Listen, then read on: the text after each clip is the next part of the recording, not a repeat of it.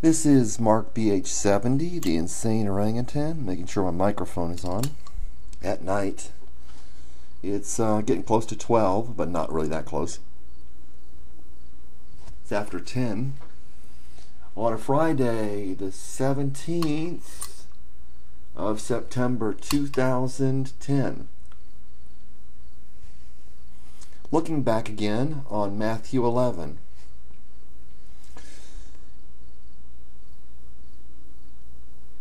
Jesus is saying that what he was teaching in Matthew 11, that he said, he's talking to God, he's talking to his Father, he said that you have hidden these things from wise and intelligent and have revealed them to infants. Yes, Father, for this was well pleasing in your sight. And he says, everything's been handed over to him by his Father. No one knows the Son except the Father. Nor does anyone know the Father except the Son, and anyone to whom the Son wills to reveal. So the Son reveals the Father. Jesus said, he who has known me has known my Father. And he said, what they do, they have done because they have known neither me nor my Father.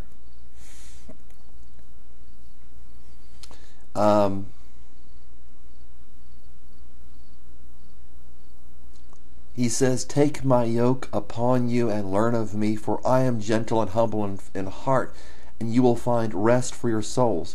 For my yoke is easy and my burden is light, the last verse of chapter 11. Come to me, all you who are weary and heavy laden, and I will give you rest. Gentle and humble in heart. See, the idea is God is harsh. He's like a child. A child's life is easy in a lot of ways. And that's what happens. These are some pictures of my vacation, some of them, of a vacation I took. But a child has an easy life in a lot of ways, not a lot of burdens and worries. And God has revealed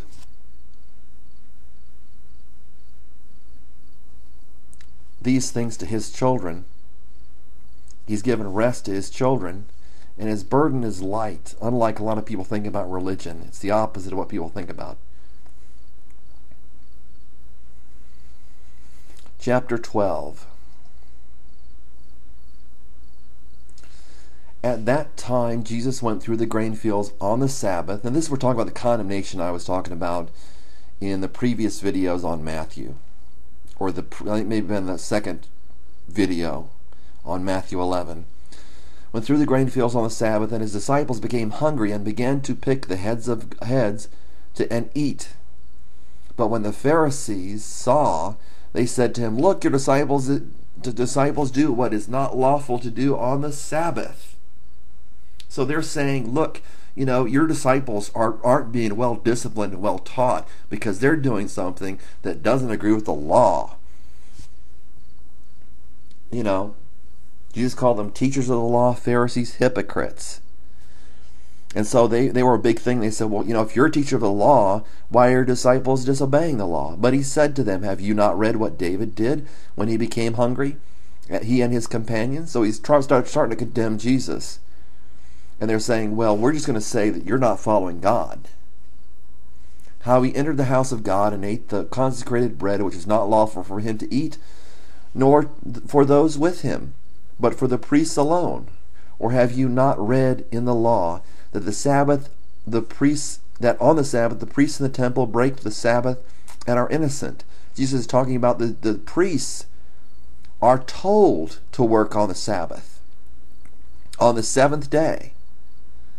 So probably there were some priests there. I would think there would be some priests there who were criticizing that. They're still criticizing Jesus. Jesus said, well, you're a priest and you break the law. And in doing so, you're innocent. But I say to you that something greater than the temple is here. So David ate the consecrated bread he wasn't supposed to eat. And they work on the Sabbath. Some of them.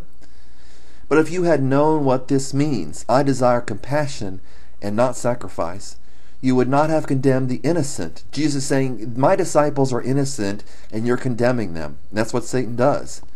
He'll pick up the Bible, metaphorically speaking. He'll say, well, you're not following the Bible. But the point is being innocent, not being guilty. For the Son of Man is Lord or Master of the Sabbath. Departing from there, he went into their synagogue. He said, uh-oh, now he's going on their turf. That's a boat ride I took. Some waves behind and some, what do they call those? Some leached rock there, earth. You could see where it was leached, where the lake was higher. That's a man-made lake. It was blockaded in order to make it man-made. It's out in, I think that's Utah, that area, Arizona, about on the border.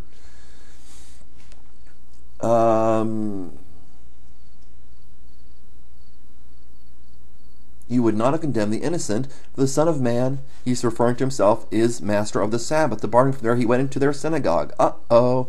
And a man whose hand was withered, and a man was there whose hand was withered.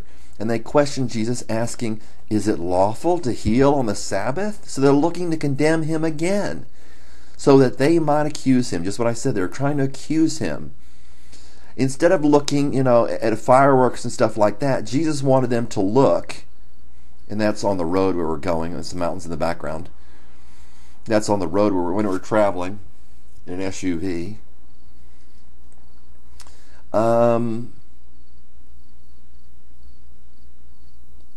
Is it lawful to heal on the Sabbath, so that they might accuse him? So Jesus is trying to do the right thing. They're trying to stop him and say, God says don't do the right thing on the Sabbath. And he said to them, what man is there among you who has a sheep?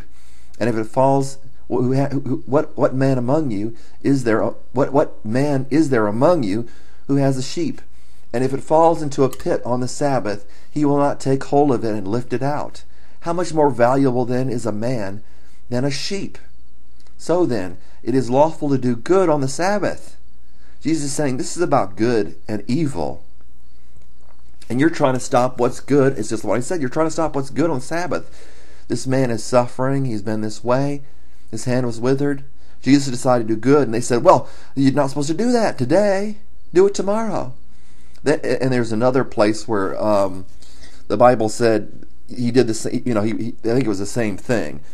And same time period. Same story.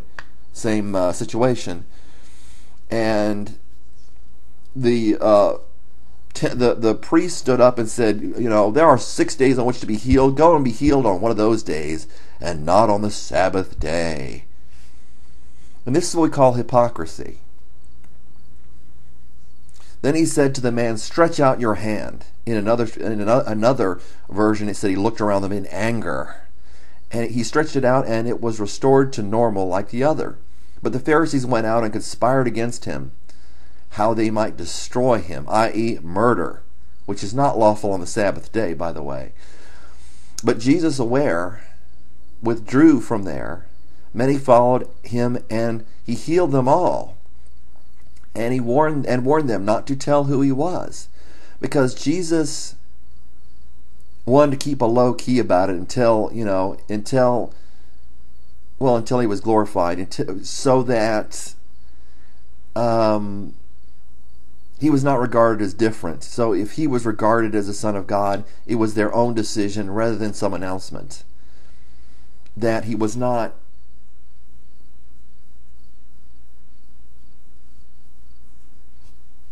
trying to be a man worshipped at that point, as which was how he was seen.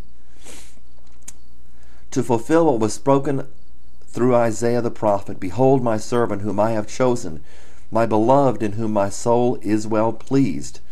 I will put my spirit upon him, and he shall proclaim justice to the nations. That's ethnoi. It should be nations, not Gentiles. He will not quarrel nor cry out, nor will anyone hear his voice in the streets. A battered reed he will not break off, and a smoldering wick he will not put out, until he leads justice to victory. Jesus was different. And it says, and in his name the nations will hope.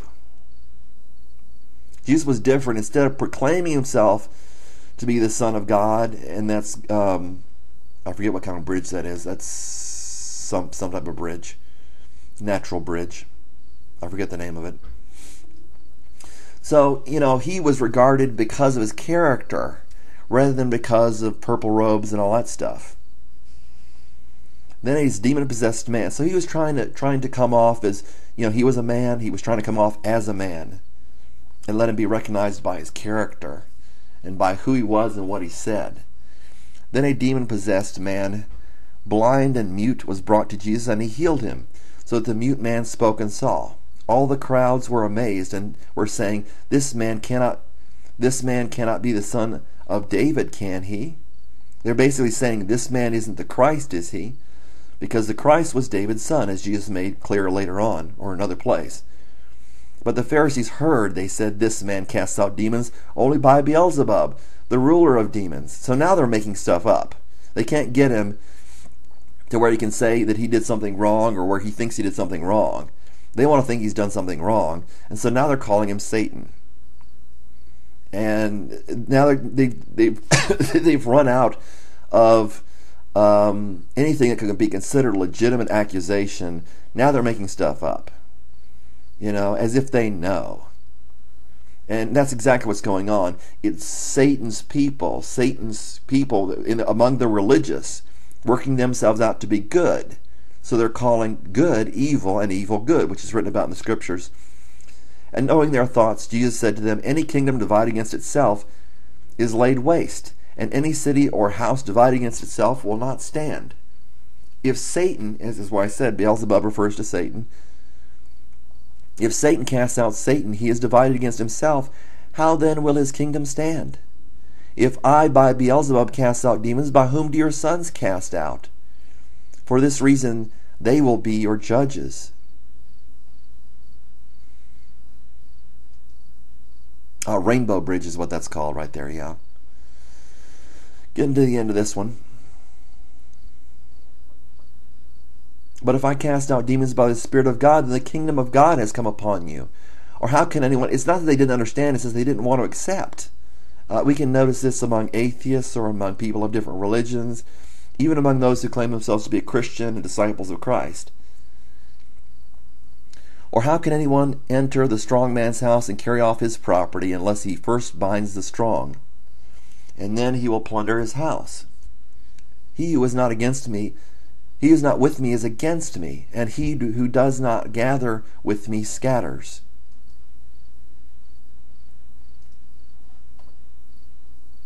See how much more we have of this. Yeah, we got a little bit more. Going to have to be a two-parter.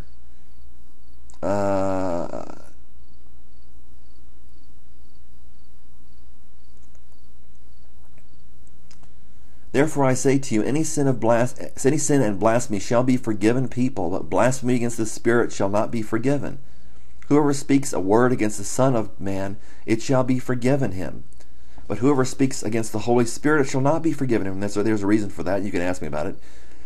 Either in this age or in the one to come. That's the Aquarian age which we're entering. That was the age of Pisces. That was the age of Pisces. This is the age of Aquarius we have coming up. Either make the tree good and its fruit good, or make the tree bad and its fruit bad. For a tree is known by its fruit.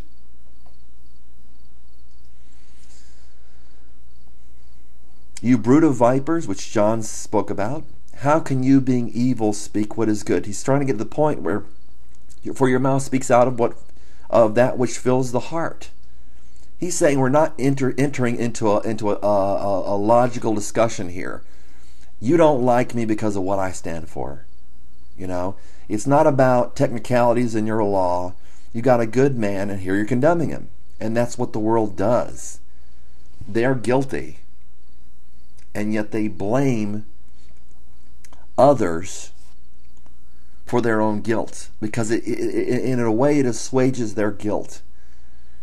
The whole thing here was they were blaming Jesus, who was doing good. Same way, if you do good, somebody will blame you. If you do evil, they'll applaud you. Romans 1. Okay, God bless.